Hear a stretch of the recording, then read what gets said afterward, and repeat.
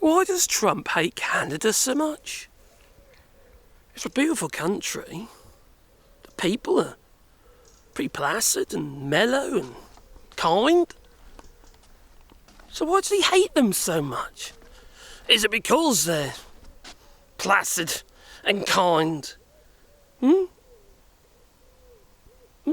it? Totally the opposite of him, quite frankly. Instead, he's constantly attacking Canada and the Canadian people. One minute he says, oh, Mark Carney's a lovely guy and that, and then he wants to slap him with another threat. More tariffs on the steel industry, etc. So why does he hate them so much? I think actually the GOP, I think maybe they realise that Canada could be the next superpower, economy that is. Major economy in the world. You see, at the end of the day, when you look at Canada and all its resources, they've got everything. Absolutely everything. We've got a lifeguard. Well, that's Santa Steph here in France in the Dordogne. Lovely place to visit, really is. Now, why is it though that they hate them? Like I say, I think it's because they are aware that Canada has everything they need to become a major economy, to become their replacement. That's kind of what I'm thinking now, and I know it's still a long way off and they're not there yet necessarily, but they're certainly en route to becoming an economic threat to the United States. But whose fault is that? It's Trump's. He's destroyed the US economy. No one wants to visit there anymore. Nobody wants to go on holiday. They're coming here instead. To France and that.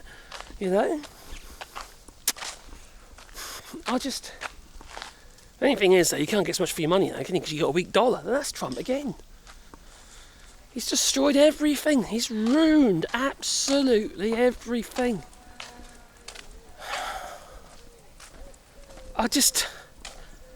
For what? For his hatred of Canada? Is there something else that's happened in Canada that he feels has hurt him in the past? Is it because of these... the boycott, and has that pushed Trump even further to hate Canada even more? I don't know. But I do maintain my argument that potentially it's because Canada is a threat to the United States. In his mind. That's why I spell food. I've got no money on me anyway, so I can't. So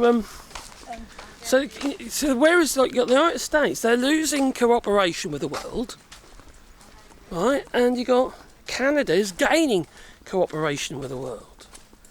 They're getting better ties, stronger ties with Mexico. They're getting stronger ties with other nations, stronger ties with China. China's just recently said that they're willing to talk, to negotiate tariffs and what have you.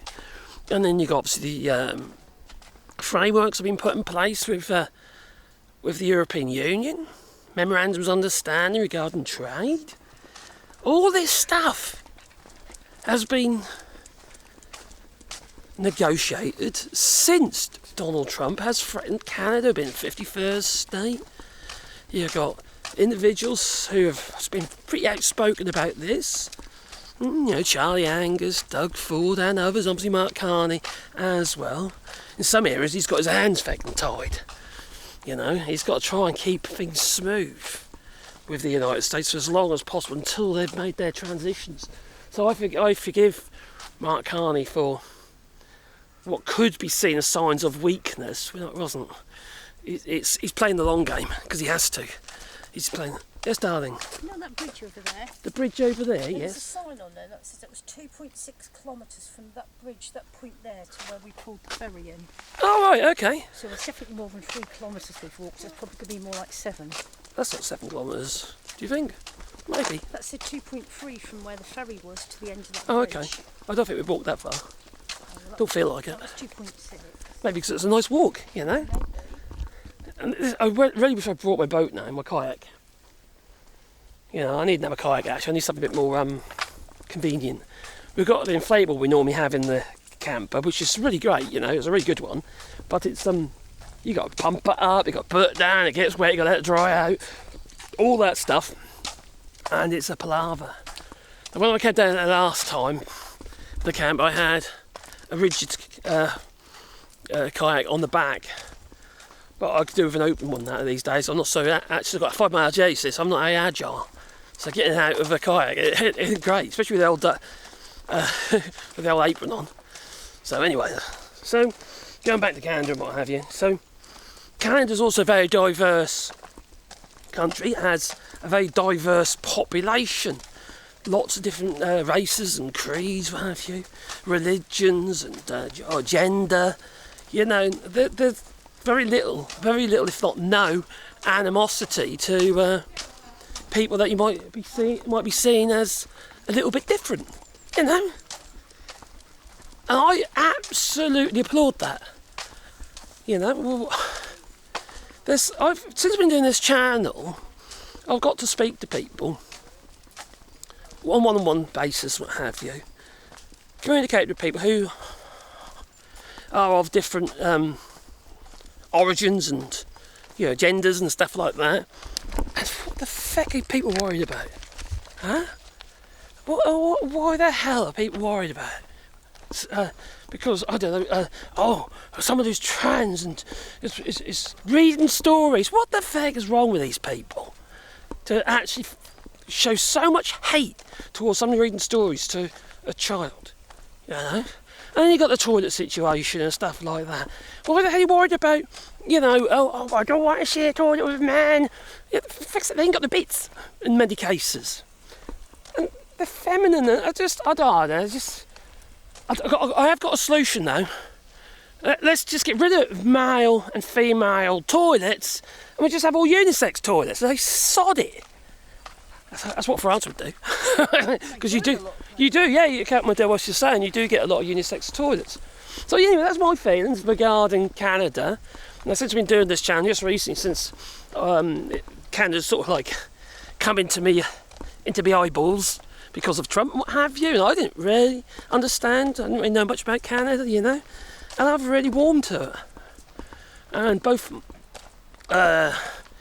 two of my grandchildren have just been to Canada on 2 separate occasions because they're 2 separate grandchildren, just different parents.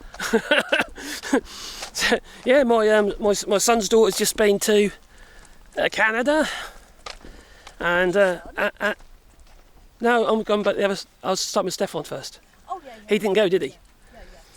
And then my other son, my eldest son, Wayne, he's just been to Canada. He was the last one to go, you know, and went up the big tower with the glass floor and shit like that. With my granddaughter, it's you know, it's a wonderful place. It's a wonderful place. They must have more money than us. Who's that? The children. Oh well, they've got more money than us. We got fucking all.